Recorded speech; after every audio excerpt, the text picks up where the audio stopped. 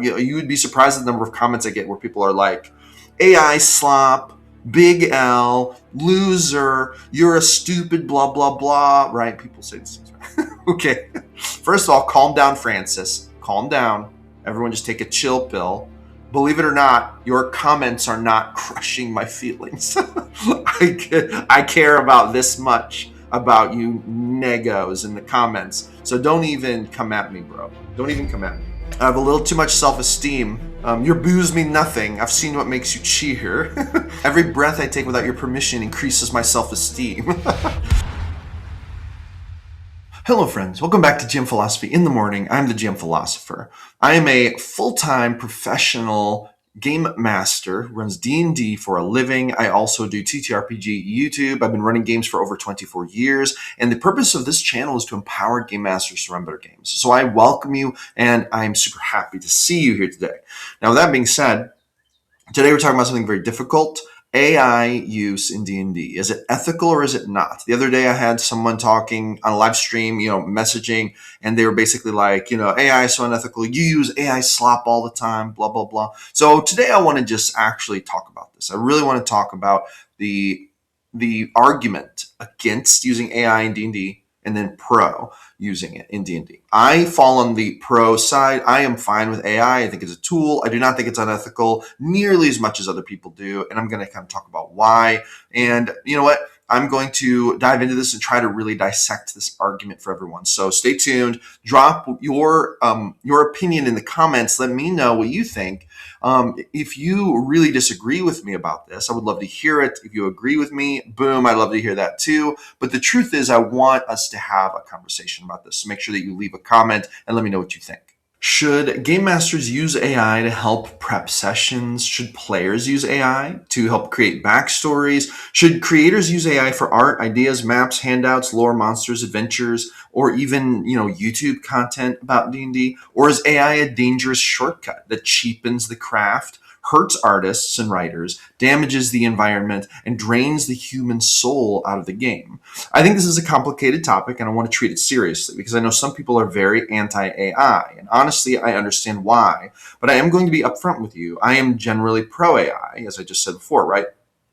I believe AI is a tool. I believe it is changing the creative landscape. I believe that change is disruptive, scary, and painful for some people. But I also believe that almost every major technological step in history has created a fear, resistance, disruption, and eventually new abundance. Okay, the typewriter changed writing. The tractor changed farming. The internet changed publishing, music, journalism, business, and almost every creative industry. But all of those things, I would argue, have made life better for humans since they came out, okay? AI is another one of these moments, and I do not think the right answer is to pretend that it is not happening. I think the right answer is to ask, how do we use it ethically, creatively, and intelligently? So to get started, I want to basically describe the anti-AI argument, okay? I think it deserves to be treated fairly, and the strongest anti-argument is not just AI is bad. That's too simplistic. The stronger argument is this: AI threatens the value of human creative labor. Artists, writers, designers, editors, map makers, musicians, and other creatives have spent years developing their craft. They have poured thousands of hours into learning how to draw, write, paint, design, and create. Then suddenly, AI tools appear, and someone can generate an image, a monster, a map, or a block of prose in seconds. That feels unfair. Not only does it feel unfair itself, a lot of people feel this way, but also the fact that they had to train AI on these human-generated works to make it make sense and make the AI do it also seems doubly unfair, right? It kind of feels like you're using their work to then put them out of business. And not only does it feel unfair, but it does have real economic consequences. You're talking to someone who was literally displaced from the writing industry because of AI back in the early 2020s. Okay, if companies, creators, or consumers decide to use cheap AI-generated work instead of hiring human artists or writers, then real people may lose opportunities, income, and professional stability. And that is a serious concern, and I do understand it. And like I said, I am one of those people. Now, I did adapt. I pivoted. I changed my life and my skills because I saw AI coming and I knew that I needed to do that. I would argue that other professional creatives also need to do that. We have to adapt in this world, guys. No one's going to come hold our hands, right? But I do understand that it can feel bad. It does create a feel bad moment, okay? I do not think pro AI people should just wave that away. If you're an artist who spent years learning your craft and now a company says, why would we hire you when we can generate something close enough in 10 seconds? That hurts. I understand. That is disruptive. It can threaten your livelihood and it can make you feel a certain kind of way. So, one anti AI argument is actually the economic piece of the puzzle. AI can make it harder for human creatives to get paid, literally. Another anti-AI argument is about consent, okay? Many people worry that AI models are trained on creative work without the direct permission of the artists and writers whose work shaped those systems. From that perspective, AI does not feel like a neutral tool. It feels like a machine built by absorbing the labor of countless creators, then competing with those same creators, right? Like I just said before. That creates a moral problem for a lot of people. The argument is if AI wasn't trained on work from human artists and writers who did not meaningfully consent, then using AI generated work may be participating in a system that exploits creators. That is probably one of the strongest ethical objections to AI, honestly. Then there's the concern about quality. Okay, some people believe AI produces generic, soulless, derivative work. It can look polished on the surface, but lacks deep intention. It can create lore that sounds impressive, but does not actually mean anything. It can create art that is visually flashy, but emotionally hollow. It can generate 1,000 ideas, but not necessarily the right ideas. Okay. In D&D terms, this could mean that AI encourages GMs to produce more stuff, but not better stuff, right? So using AI, GM may be able to create more NPCs, more lore, more monsters, more locations, more handouts, more content fast. But more content doesn't automatically mean better campaigns, right? A good D&D game is not just a pile of assets. It's human judgment, timing, emotional intelligence, listening to players, knowing when to abandon prep, right? Knowing when to improvise, knowing what the table actually needs. Critics worry that AI may encourage lazy creativity and bring down the soul of the hobby. Instead of thinking deeply, the GM will ask AI. Instead of developing taste, the GM will just accept whatever the tool gives them. Instead of building their own voice, the creator becomes dependent on generated output, right? And that's a fair concern. And this brings us to the term that people love to put in my comments, AI slop. You would be surprised at the number of comments I get where people are like, AI slop, Big L, loser, you're a stupid, blah, blah, blah, right? People say these things, right? Okay. First of all, calm down, Francis. Calm down. Everyone just take a chill pill. Believe it or not, your comments are not crushing my feelings. I care about this much about you negos in the comments. So don't even come at me, bro. Don't even come at me. I have a little too much self-esteem. Your boos mean nothing. I've seen what makes you cheer. Every breath I take without your permission increases my self-esteem. but but people say this. They're like AI slop. So what is AI slop? Um, when people say AI slop, they usually mean low effort AI generated content that has been pumped out quickly with little taste, editing, human judgment, or real creative purpose. Okay, AI slop is not just AI was used. This is an important distinction. Some people seem to think they're the same thing. Okay, but okay, never mind. Don't worry. Dictionaries just happen to exist. I guess they weren't made for a reason, though. This is too broad. Okay, AI slop is what happens when the human stops being a creator and becomes a copy paste goblin instead. Right? It is the blend of adventure hook that sounds dramatic but has no actual table utility. Right? Fantasy art that kind of looks shiny until you notice that the hands, weapons, armor, symbols, maybe shadows, maybe they're just not quite right, right? I mean, obviously no thought was put into the prompt. Obviously it doesn't even really fit with the setting, right? It's just literally generate, throw, generate, throw. That's what AI slop is, okay? But the truth is, when GMs are using AI, it's almost never just AI slop. I mean, they're writing the prompts. They're re-prompting when it doesn't come out right. Maybe they're touching it up in editing, right? Maybe they're adjusting, right? Refining. Maybe they're giving it artwork they had. Like, for example, on all my thumbnails, I use AI to help me create my thumbnails. But I always use source images of me, right? By definition, we're not even in AI slop. I still write all the thumbnail captions, right? And I also do adjustments and edits, right? So that's by definition not AI slop, right? But a lot of people get confused. They get confused. There's a lot of people confused in our world today. They get confused about what AI slop actually is. But anyway, with that being said, AI slop is not a technology problem by itself, right? It's really a taste problem, a care problem, an effort problem. A human can make slop without AI, right? AI just makes it much easier to mass produce slop at an industrial speed.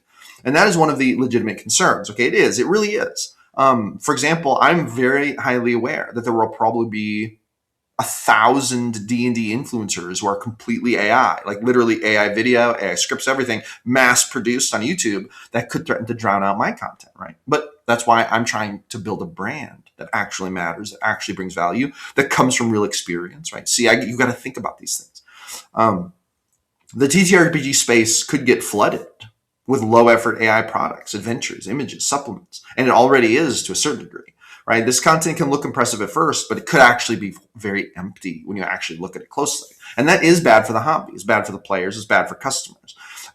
It's bad for the creators who are actually doing thoughtful work, but then they're getting overlooked because of it, right? So I do think pro AI people should be honest about this, right? AI makes it easier to create, but it also makes it easier to create garbage. It really does.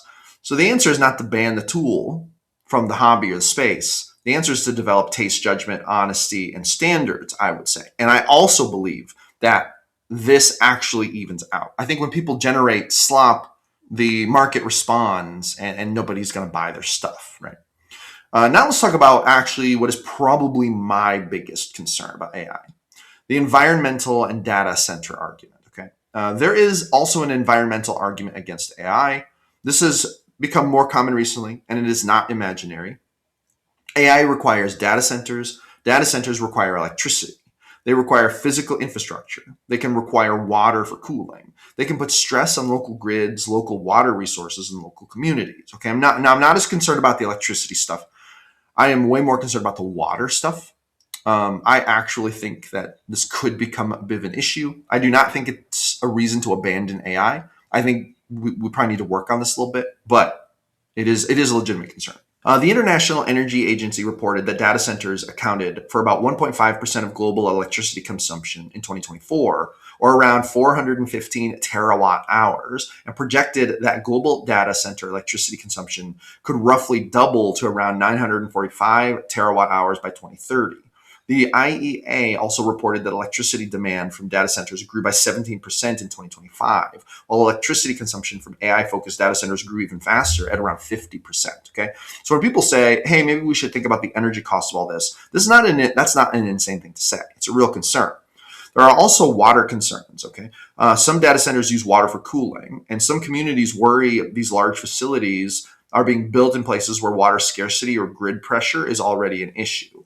Bloomberg reported in 2025 that more than 160 new AI data centers have been built across the United States in the previous 3 years in places with high competition for scarce water resources. Okay. Now, here's where I personally land on this. I am not especially worried in a doomer panic button AI is going to boil the ocean kind of way. Okay. I don't think we're going to run out of water because of AI. I do not think every GM using AI to prep a better game is committing some grand environmental sin. I do not think that. But I do think we need to be strategic. I think we need to think about better infrastructure, cleaner energy. I think we need to be more efficient with the chips, right? With the tech chips, we need smarter data center placement. Maybe I think we need to rethink local water resources in general. Like there are machines now that will create water, like kind of from the air and stuff. You can desalinate ocean water. I kind of think we need to be looking at things like this more. I think local communities need to be thinking about this. I think it would be a big problem if a community ran out of water and then they had to rely on like the federal government for it. I think that now we should be thinking about it. And I also will double down on this by saying I actually legitimately am thinking about my home and running out of water. I am actually looking at ways of being able to source my own water in the eventuality that my local area becomes stressed because my area is prone to droughts in the summer. In South Central Missouri, we can have very dry summers and we can actually get put on like water restrictions. Like we've done, this has happened in the past. Um, So if that gets stressed more, imagine that growing into a bigger problem. It could really be a problem. It would be really great to have some mechanism in place to be able to collect or create my own water. And I am actually looking into that this year. Okay. So I'm not I'm not ignorant of these things. I do understand this. To be fair, some companies are working on efficiency. For example, Google reported in 2024 its global fleet of data centers has an average annual power usage effectiveness of 1.09 compared to the industry average of 1.56, and reported that it reduced data center energy emission in 2024 despite increased demand. Now, they say that. Who knows if that's true? Okay, I don't know. There's a part of me that doesn't trust these big corporations, right? You think I'm some big corporate goon, some of you seem to think. I'm not. I'm a solopreneur, guys. I'm pretty darn close to centrist in most of these things. Okay, I'm a common sense guy, rational guy, right? I want to be reasonable. We also need to be a little cautious, be a little skeptical of big government and big corporations, is what I think. Okay, so don't just hold on. Don't come at me all right away when I cite Google Google energy measurement numbers.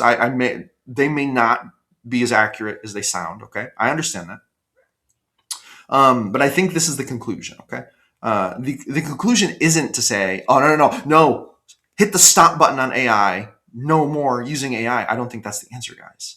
I think the conclusion is that we should use the technology intelligently and demand that the infrastructure behind it become cleaner, more efficient, and more strategically managed. Because this is true of most major technologies, right? Cars had environmental costs. Are you driving a car? Okay. Factories have environmental costs.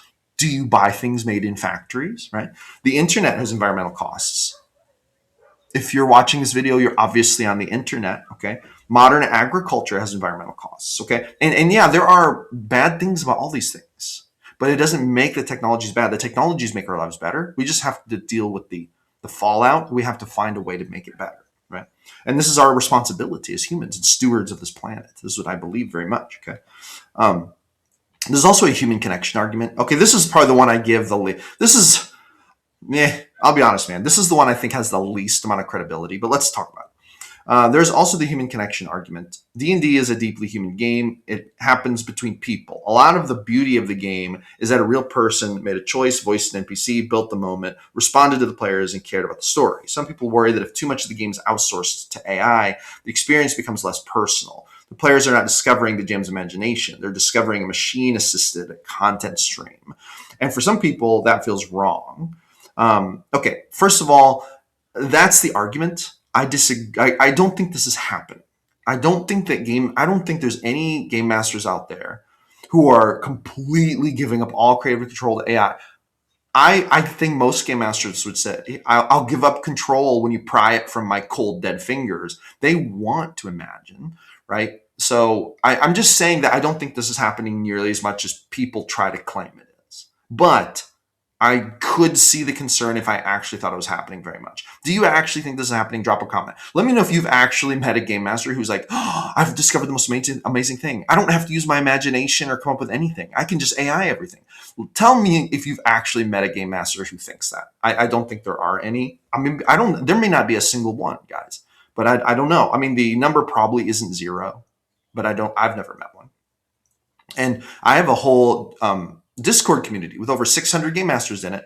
And they would all probably say the same thing. By the way, if you want to join my community, links in the description, you should join us. We're over 600 GMs strong right now. Okay, so anyway, I mean, I think when we summarize this, it comes down to this. Using AI in D&D may be unethical because it can devalue human creative labor, rely on systems built from disputed or non-consensual training data, reduce opportunities for artists and writers, contribute to environmental and data center concerns, encourage lazy AI slop, and weaken the human soul of a hobby built on imagination, trust, and personal expression.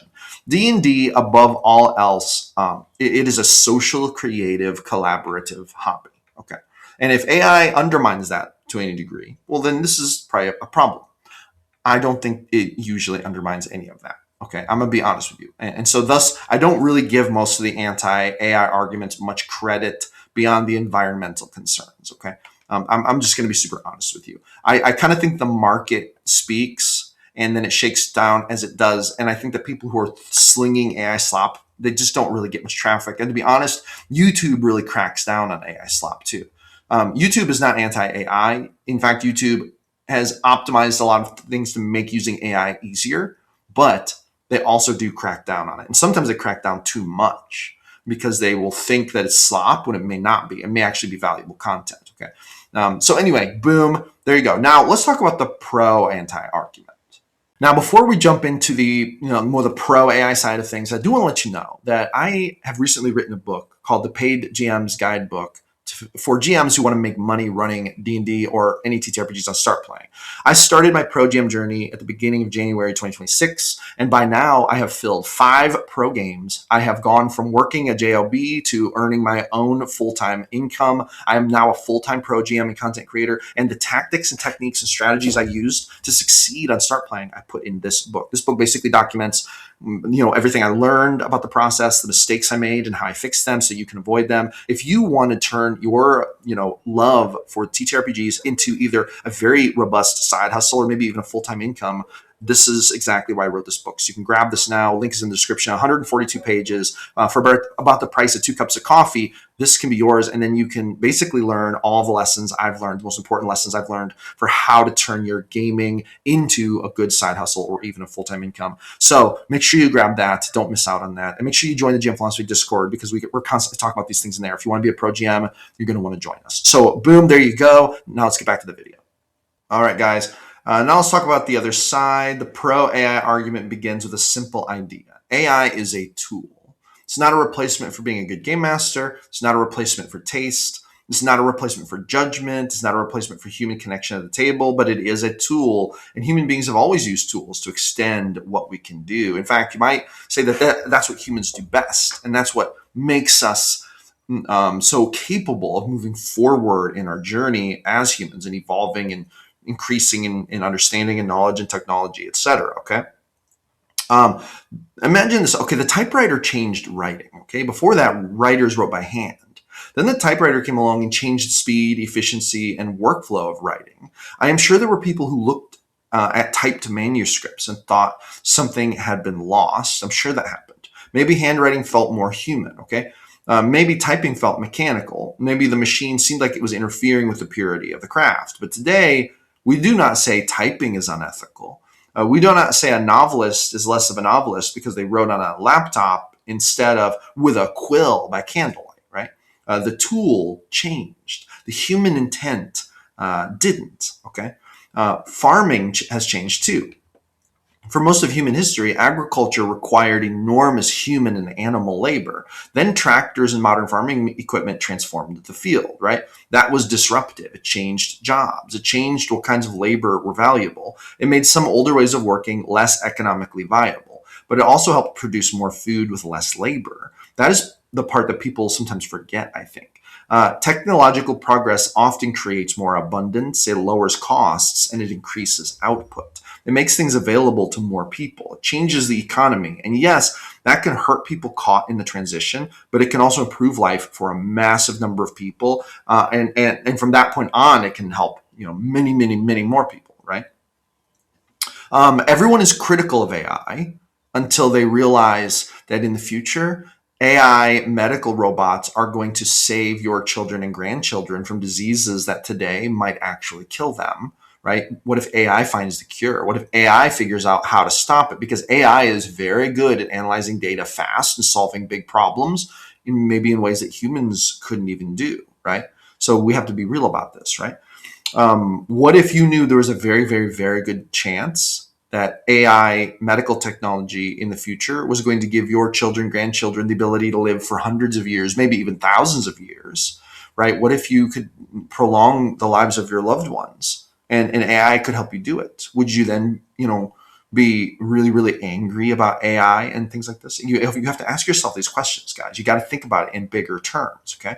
AI is doing something similar in the creative world. It lowers the cost of certain types of creation. That is scary if your livelihood depends on being paid for those exact tasks, right? And I'm not trying to minimize that. I understand it. I've lived through it, guys. I saw my business go from running great to basically collapsing over the span of 2 years when ChatGPT was coming out, when I had my writing business. Okay. I was living happy. I was fine. I was happy as a clam. I was getting great writing work. I had all kinds of clients. It was going great. And then my business just started shutting down over the course of 2 years. And I was like, what is going on? Are people really using ChatGPT to write their blog posts and write their website copy? Turns out they were, right? And then I had to change my career path. So I understand it. Don't think I'm not, you know, don't think I'm not empathetic to it, but also because I went through it, I know that we can adapt and change. And I think that humans need to do this too. No matter what you're doing, it's always in your best interest to be resilient and to adapt and change. And we have to stop being victims out here. We have to start being proactive and creating our own destiny, our own success. A lot of people like to think, oh, poor me. And they like to just, cry about it. And I'm not trying to be mean, guys, but this is the truth of it. And I can say this because I've been through it. And then this is just my attitude that I developed from it. And that helped make me resilient. And then I moved on and I did different things, right? I became a project manager. I started managing projects in digital marketing instead of doing writing. And now I'm doing my own YouTube stuff, right? Pro game master stuff, running the YouTube. So we adapt, we change, right? One of the great things about using AI in terms of D&D is that a GM with limited time and money can get support building encounters, summaries, factions, rumors, art, travel events, downtime options, session recaps, random tables, right? And this makes the hobby better. This doesn't make the GM lazy. It may make the GM more capable, empower them to run more games, empower them to create a better experience for their players. And this is where I think the anti-argument sometimes becomes really, really too narrow, because not every person using AI was going to hire an artist or writer anyway. A broke GM making a home game handout with AI was probably not going to commission custom art. So artists, chill the F out, okay? Like really, I'm serious. They were probably going to use nothing, grab a random image from the internet or scribble something themselves. AI did not take the job in that case. It created an option where there was no realistic paid option before, okay? AI can expand access. It gives small creators, hobbyists, disabled creators, busy parents, broke students, solo entrepreneurs, and overwhelmed GMs more power to create in their games. And I think that's a good thing, okay? AI is abundance. This is where I think the tractor analogy becomes most useful. When tractors changed farming, they disrupted old labor patterns. People who plowed with horses had to adapt. That was real, okay? But the result was also greater agricultural productivity. More food could be produced with less labor. Food became more abundant. And when something becomes more abundant, more people can access it, okay? Let me ask you this. Have you ever thought to yourself, man, the budget is getting tight this month. I'm having a hard time, making ends meet. And then you go to the grocery store and you're happy that there are affordable food options you can buy. You can buy food and you can buy, vegetables in cans. You can buy cheap noodles. You can get a lot of things so much cheaper than if you literally had to go to the butcher shop and buy meat, or you had to go, haggle at the farmer's market for this or that. Now, I love farmer's market. Don't get me wrong. A lot of times, those prices can be very good too. I'm actually a huge fan of the farmer's market, but I'm just saying we can go to the grocery store and find such affordable food options today, partly because of these advances in technology and agriculture. And this has helped many families, right? AI can have a similar effect in creative work, right? And it's not perfect. It's not without its problems, right? And it does cause disruption, but it can make certain forms of creative production more abundant, okay? For like images, writings, or ideas, even stuff to run games with, maps, helping creators create products. More people can communicate their imagination in a form that other people can see and use because of AI. And yes, that does change the market. It changes the game for writers and artists. I understand why that scares people. I would also never advocate fear. Get away from that fear, guys. Start living with abundance. Start living with a more formidable mindset, right? We have to start thinking, okay, I can't control the world. I can't just make whatever I want be the reality. Therefore, I have to take reality into account, and I need to become what I must become to move forward. Anyway, I have to adapt. I have to evolve. This is the human spirit, okay? And I believe that a lot of creators right now are whining and complaining about AI taking their jobs. It's like that South Park episode. They're taking their jobs. right? Have you seen that episode where they're talking about the immigrants taking their jobs? I think people who complain about technology or immigrants or anyone taking their jobs, I think that this is evidence of a victim mentality. I understand like wanting to like I understand wanting to be involved in a serious conversation about it, but then there's whining and complaining. I see a lot of that in my comments. Okay, we got to stop that, guys. We got to stop it. Okay, we're not going to succeed with that kind of mentality. The mentality that's going to succeed is the adaptive mindset, the growth minded mindset, the mindset of resilience, a stoic mindset. Okay, I don't see near enough stoicism in my comments. Okay, some people need to start reading some stoic philosophy out there. Okay, I think we have to be careful about treating scarcity as inherently virtuous. Okay, it is not automatically better when fewer people can create things. It is not automatically better when only people with money can access polished visuals. It is not automatically better when a GM with no budget has fewer tools. Abundance is not evil. The challenge is to create abundance without abandoning ethics, taste, and human respect. Okay, that is the line. The real ethical question is how you use AI. Okay, I think that this is true. Now, does all AI, generated stuff automatically mean you're an evil GM or that you're unethical? No, 100% no. Of course not. But you can use any tool badly. Okay, with a camera, you can create amazing art, but you can also invade people's privacy. I think that this is unethical. Okay, with a car, yeah, you can drive to work and have a respectable career, or you can drink and drive and hurt people, right? So this is unethical use of a car. You can use a sword to defend your village. This is noble. Or you could go out and rob and pillage with a sword, and that would make its use unethical. Okay, the ethics are not just the tool. The ethics are actually in the use of the tool. So the question really isn't, is AI ethical? A better question is, how are you using AI and what are you claiming about the result? Okay. If you use AI to help brainstorm NPC names, I don't see that as a problem. If you're using AI to summarize your session notes, awesome, guys. It's probably going to save you hours of time. If you use AI to help you prepare a better game for your players, awesome. That's better D&D being enjoyed by more people. If you use AI to create a monster stat block and then you revise it and make it fit your table so it's not just flung out there without being reviewed or anything, I don't see that as an issue, guys. It might save you hours of time and create new awesome creatures to fight. If you use AIs to generate a piece of visual inspiration for your games, I don't see that as an ethical problem at all. Like, why would it be? What makes that wrong? There's nothing that makes that wrong. Okay. There might be people who are going to say, but it was trained on real human art. Okay.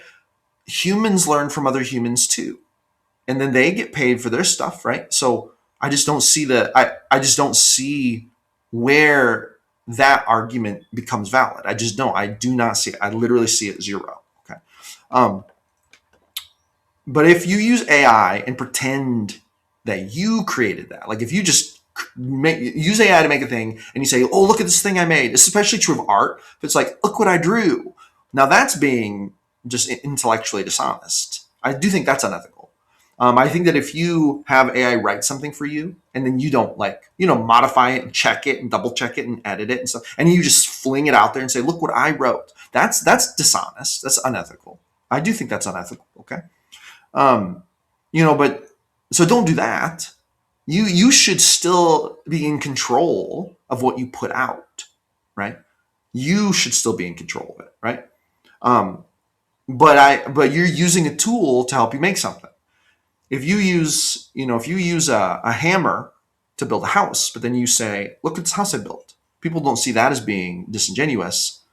But, if you were to say, you didn't build that house, that hammer built the house. It's like, no, I used the hammer to build the house. That's the function of a tool. That's what AI is. AI is now here spontaneously making art and putting it in your campaigns. You have to prompt it to do it. And then hopefully you're checking it and making sure it fits right, making sure it's the right vibe and everything, right? Another thing I want to talk about is this. AI does not replace the game master. It definitely doesn't. Okay. This is especially true in D&D. AI can help you prep, but AI cannot sit at the table with the players. AI doesn't notice when one player might be quiet tonight and then gently bring them into the scene. AI doesn't feel when a villain monologue has gone on for too long, right? AI cannot understand the weird emotional history of a campaign that has been running for a year. AI cannot know that this NPC matters because of one joke from 3 months ago that somehow became a sacred like table joke, right? AI cannot replace the human relationship between the GMs and the players. That relationship is the game, right? That's a big part of the soul of the game. Now, there may come a time when AI will be good enough to do that. That could be a thing, but right now it's not. And I don't think GMs should feel defensive or any certain kind of way about this because I do believe it would be difficult for AI to do a great job at running games even in the future because of what it is it's a shared intellectual piece of art. And some of the magic is when you share it with each other through your mind, right? This is partly why I'm also kind of against the video gamification of TTRPGs. Now, I'm not really against it. Some GMs are getting really good at this, almost making it like a visual computer game, and that's okay. That's cool. But I do think that we miss out a little bit when we take so much visual and we take it out of the mind. I kind of prefer to have minimal visuals. I'd rather run it in the mind, right? I think that this is closer to the spirit of the hobby and the creative part of it. But even I'm not complaining and acting like a victim because other GMs are making their games very, very cool in a video game like way. And if people like it, then that's cool, right? I'm not complaining about it. Do I have like I would say, reasons why I don't want to go in that direction? Part of it is because I'm just not interested in the tech. Part of it is because I'm just not interested in doing it, period. Part of it is because I don't enjoy it. That doesn't mean it makes it less valid for GMs who are good at it, who do want to do it, who do think it's valid. Okay, cool. It enriches the hobby. It creates different types of game experiences for everyone. Maybe the game experience needs to evolve. Maybe I'm a little bit old school in my thinking. I'm totally okay with that. I might be. And someday that might threaten my business because I'm not keeping up with the other GMs. That's okay. Then I'll adapt. Maybe I'll do something else or I'll adapt and get better. But I'm not going to sit here and complain and be a victim. Right? We can't do that, guys. We can't act like victims out here. So anyway, with that being said, the fear of new technology is not new. We have to keep that in mind, okay?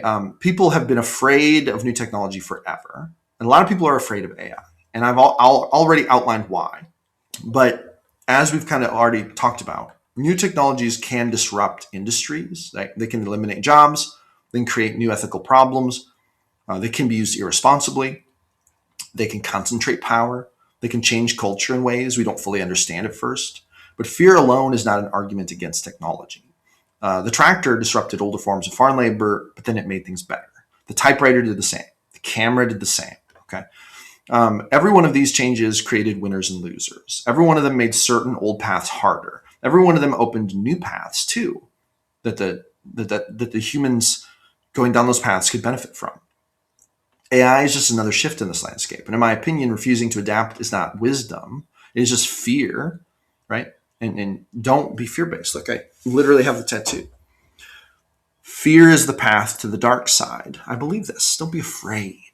You get 100 years on this planet, unless AI helps you live longer. You can spend it being afraid of AI, commenting on my videos, telling me AI slop. Is the 30 seconds it took you to type that out on your phone, was it worth 30 seconds? Especially now knowing that it literally doesn't bother me, makes me laugh, it brings me joy because I'm causing oh man, I'm being mean in this video, guys. It's making me laugh knowing that there's someone out there with a victim mentality getting riled up at my videos. You don't think that's what I want? You don't think that I want that? Of course I want that. Because in order to be engaging, I need to actually provoke real emotion. If I want to change anyone's mind, I have to provoke some real emotion. I need to really stir people's feelings for real if I want to make any kind of change or impact in this world. Also, on a side note, that kind of drama gets me more views. Okay, so I'm fine with that too. But anyway, AI can also help more people create, but it doesn't take away from the fact that humans still really matter. We still need human art. We still want human art. We still want human-made music. We still want human-made video, human-made graphics. I still want human writing. I think it's cool when a human gets an old-fashioned pen and sits down in candlelight and writes a story. I want to read that. AI doesn't take away from that, right? But maybe it is going to make it so that more people are going to stop doing those things and start using AI to do it. But that's only, and this is actually my more deeper take, I think that that's going to make the human art even more special. And people who can prove that their art is human made, it's going to make that art very special and more valuable down the road, because we care about human art, obviously. So that's another thing. Maybe this is going to create an ecosystem where artists whose paintings used to be worth $100 become worth $10,000 because they're continuing in the face of AI. And then instead of competing with hundreds of thousands of artists, now they're only competing with like 500 because so many people just dropped the human part and went AI, right? So there's two sides to this. I fully believe that might happen. Okay. So, is AI use actually ethical in D&D? My answer is yes. AI use in D&D can absolutely be ethical. It is ethical when it helps you run a better game. It is ethical when it supports your creativity instead of replacing your responsibility. It is ethical when you are honest about what you're doing. It is ethical when you use it as a tool, not a disguise, okay? It is ethical when you still respect human artists, writers, players, and creators. It is ethical when you think seriously about the resource costs and support smarter, cleaner, more efficient technology. It is ethical when the final result is guided by your judgment, your care, and your taste. But AI use can be unethical. It becomes unethical when you deceive people. It becomes unethical when you exploit people. It becomes unethical when you intentionally imitate a specific artist in a way that competes with or damages them. Okay. Now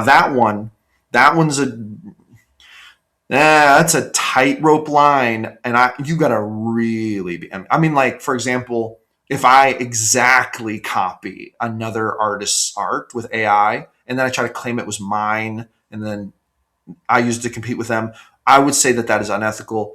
But that there's a scale, there's a sliding scale of imitation, guys, and boy, we don't have to go too far down that scale to call it an original work that was inspired by another creator, and that's not unethical. I'm just saying. Okay, so that one right there, we got to really watch it. Like I say that, but boy, that's a thin line. Okay, I don't generally give that one much credit, to be honest, but I'm including it because it technically has a place there. I think it is unethical if you ignore every environmental concern and act like resources don't matter. I also think it's stupid. I think if you're not, I think in the next 10 years, if you are not seriously thinking about your own in-home water supply, it's going to be borderline stupid and you might suffer for it. I truly believe that we're going to get there someday, especially if you live in the interior of the United States where the oceans are so far away, right? But anyway, that's kind of a different topic. The answer is not that AI can never be unethical. It's just not usually unethical. Okay. Now, I would like to hear what you think. Drop a comment and let me know what you think about this. I would love to hear your opinion about this. I would love to hear what you think. I would love to hear if you think that I'm right about this or wrong about this and what parts you agree or disagree. So drop comments. Give me some homework, guys. I want to read those comments. Flame me in this one, guys. Really let me have it. Okay. Hey, I appreciate and I love all of you guys. And just because I'm a little, I can get a little cheeky about this stuff because that's just my personality. But the truth is, I really care about everybody. I want everyone to have a good life. I want everyone to be happy and have fun. And I want this hobby to continue and evolve. And I really do care about the hobby. Otherwise, I wouldn't be making these videos. So, guys, I really appreciate you. Make sure that you roll some dice for me at your next game. Empowering game masters run better games is the goal. I will see you awesome people on the next one.